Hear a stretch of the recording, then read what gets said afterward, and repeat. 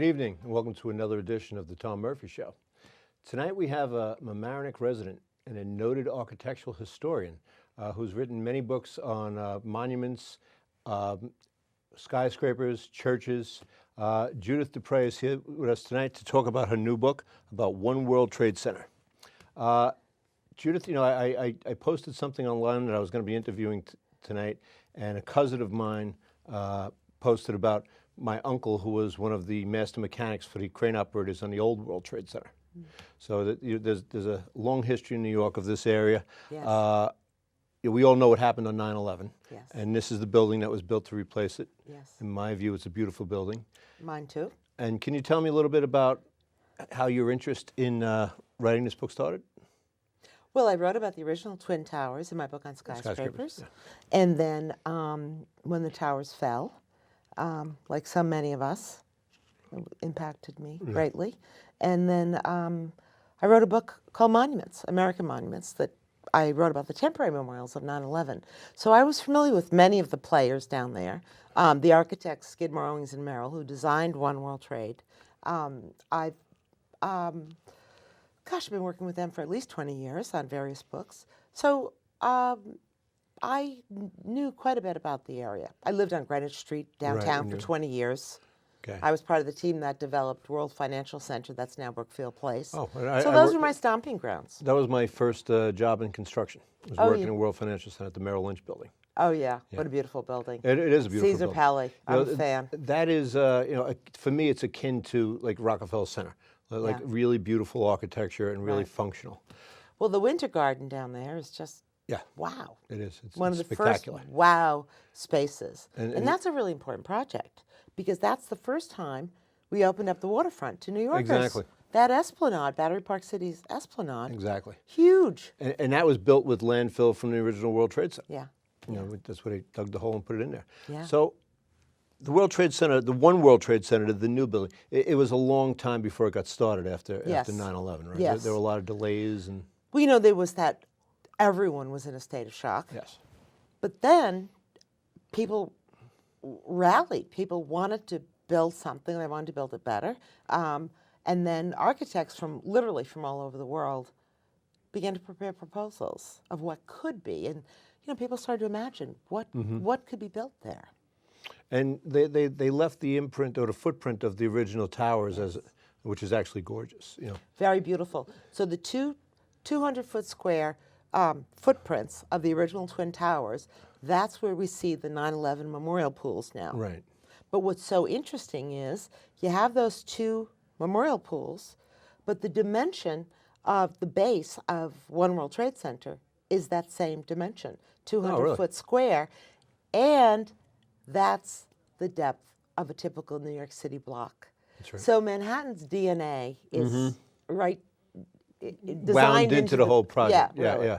And you know, at first, when they were talking about how big the tower was going to be, I was put off, and I was like, "Well, why would you do something that big after what happened?" But now that I see it, and I'm down there a lot, you know, I fix elevators and I fix it all over the city, and when you're coming down the West Side Highway, and you look at that building, it's beautiful. It's beautiful, and you look at it and you say, "Thank God they did it that way." Yes. Because you know, why should we hide? You know what I mean? It was this building had to, the designers had to, they had an impossible task. Yes. They had to stand tall without any show of arrogance. Yes. How do you do that? You had to be a symbol of everything American and also not be a target. You know, it was just, I think it's a magnificent building. I do. Yes. You know, and I have a lot of friends in the elevator business who worked on that job. That was fantastic elevators there. They are fantastic elevators. ThyssenKrupp's elevators. ThyssenKrupp, exactly. Yeah. Fastest in the Americas. Fastest in the Americas, and the last rails they put up in every bank, they painted them with a flag. The last, so if the only person who will ever see it is another elevator guy, or woman. But it's nice to know that we did that. You know, and it was the people who worked on it felt like it wasn't just a job. This was something important they were doing. Yes. You know, we've all done a million jobs, but they felt like this is part of helping New York recover. Yes, absolutely. Yes. So I did lots of interviews for the new book, and I interviewed many workers on the site. But everyone, from the person hauling debris to the absolute top executive at the Port Authority, Right. everyone said the same thing. Yeah. We are doing this for the nation. Yeah. It's a labor of love. Yes. And a lot of people work down there. 26,000 people. Yes.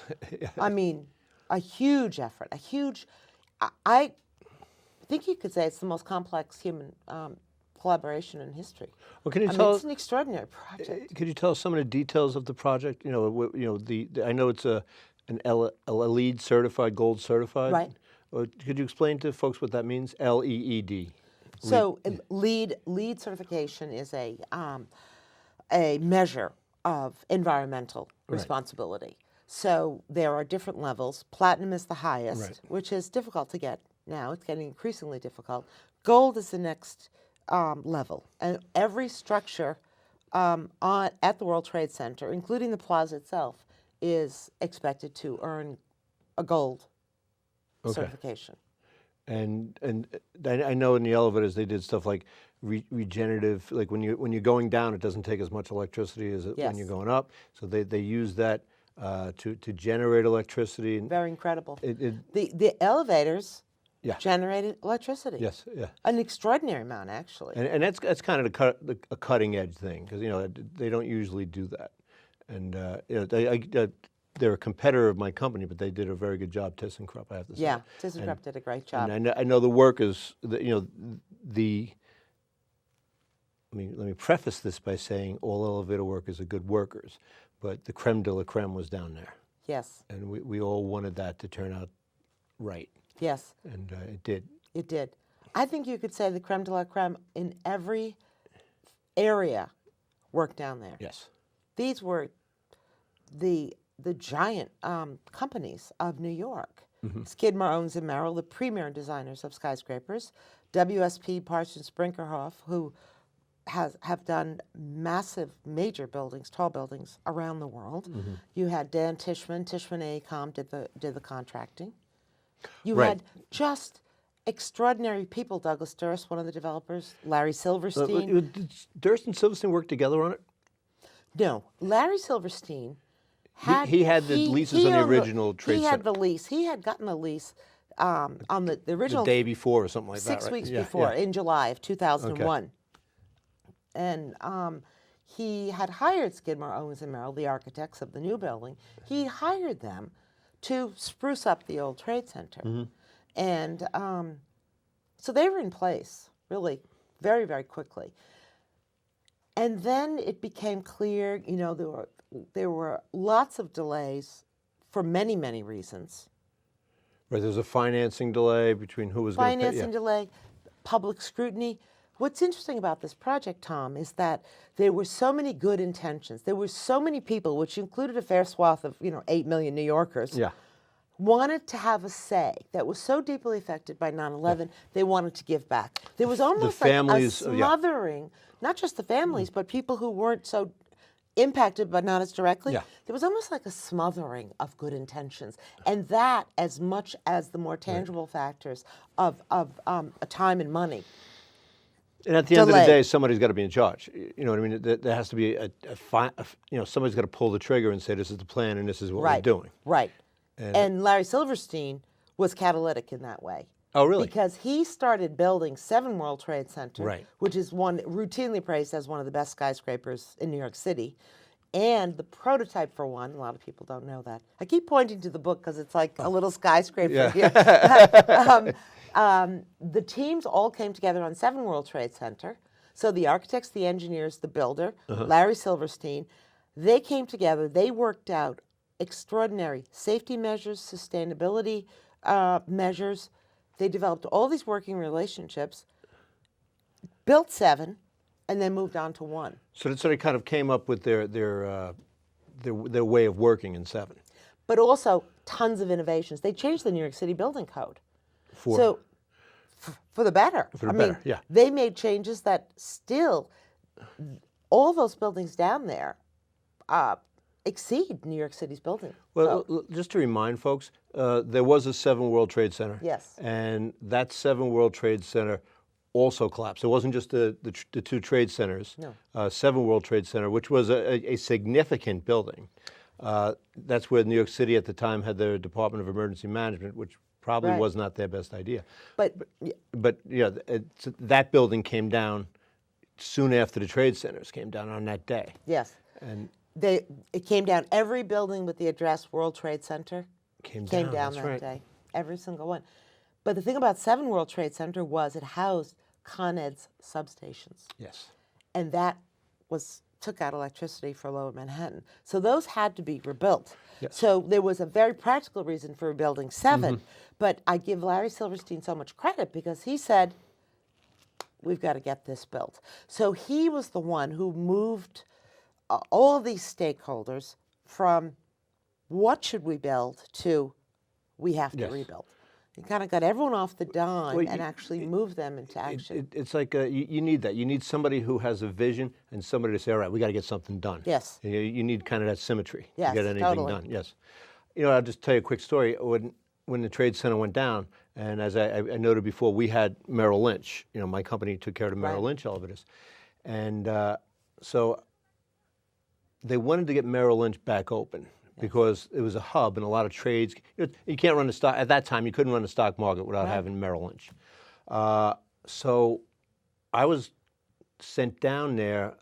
I was actually the first elevator guy to go down there, and I had to go to Greenwich and get on a bus with a bunch of other workers, and the FBI drove us down there. And what they did was, because there was no electricity, they started running the building on the emergency power generator. So we had to figure out how much we could actually put on that emergency power generator. Right. And we didn't want to, because if you lose the generator, then you're done. Right. So it was a couple of days that it was a really a delicate balance of how much can we actually get done here. So we actually started running a couple of elevators, but one of the things that the cleaning crew had to do is because they had lost power, and every floor had a big kitchen, Right. and because they had lost power, they had all this rotting food Oh. all throughout the building. So it was a, and I'll be honest, we had overtime down there for a year, 24 hours. And that's the only overtime I worked down there because I was down there for 24 hours and I could just feel like this is going to get me depressed. It was really hard. It was, yeah, it was, at the time it was still a recovery, Yes. and you could see the smoldering of the building and all. It's like one of those things you'll never forget. You never wanted to see. The Ground Zero burned Yeah. for 99 days. Yeah, and you could smell it. What a just a heroic effort by Yeah. so many people. Yes, it was. I remember watching those, because I was on the roof looking down at the building. It was just like, when I was a kid, I grew up in Manhattan, as you know, Yeah. and you could see that going up. Yes. When I was 8, 9 years old, you could see those buildings going up. So to have them come down in the morning is just an incredible thing. Incredible. Now, I call this my 9/12 book. The book starts on September 12th, 2001. Okay. Because it really focuses on all the 9 new structures down there. Right. But And the recovery effort. it is impossible to exercise the ghost of 9/11. I mean, it's one of the biggest challenges down there. It's like, how do we respect And I the think they did a loss really good job and move on? of honoring what happened. And obviously none of us are ever going to forget it. But also putting a area that isn't just it has a memorial, but is a functional, integral part of New York City. And that's exactly what makes it unique. It's the only place in the world that is a commemorative precinct Yes. and a commercial office complex. Yes. It's unique in the world. It is. It's an incredible project. And I like the symbol it sends, because it's like, what, you might have done this, but we're still who we are. Yes. And Yes. that is an important symbol to send. It really is. Yeah. And I think everyone worked to make it the safest, the strongest, the most reliable building they could because of that. No one it's an amazing building. No one died in the building of the building? I'm knocking on wood. Yeah. That's incredible.